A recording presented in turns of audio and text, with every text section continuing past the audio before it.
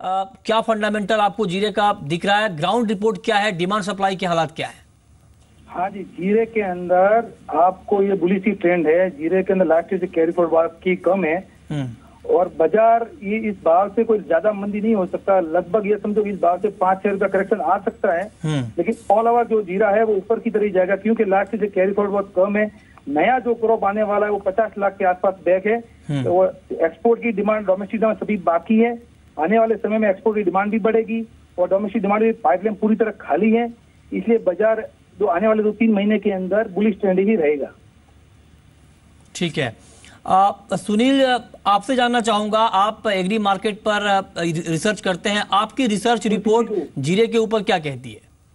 Sir, इस शुरुआती मौसम माहौल के अंदर जब जीरे का सर्वे किया गया था तो जो बुआई आ रही थी, बुआई के हिसाब से जो क्रॉप का आकलन आ रहा था वो 50 से 55 लाख बोरी के लगभग ऐसा आ रहा था।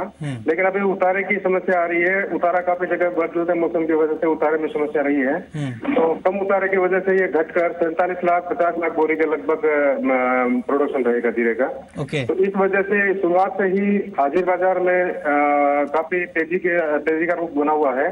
किसानों को इस बार उम्मीद से अच्छे मतलब भाव देखने को मिले हैं। 125 से लेकर 155 के भाव तक किसानों का माल मंडियों में बिका है। ठीक है। किशोर, आपका जो आप कह रहे हैं कि तेजी यहाँ पर देखने को मिलेगी और थोड़ा बहुत करेक्शन शॉर्ट टर्म में आएगा, लेकिन लॉन्ग टर्म में तेजी रहेगी, आपका प्राइस टारगेट क्या होगा अगले 2 से 3 महीने के लिए? मेरे हिसाब से कम वायदे के अंदर बाजार 17,500 के ऊपर तक जा सकता है। और स्पोर्ट भाव की जगह देखे तो स्पोर्ट भाव के अंदर कम से कम 3400 रुपए के आसपास एक बार 3200 से 3400 रुपए का बाजार बनेगा सर। ओके।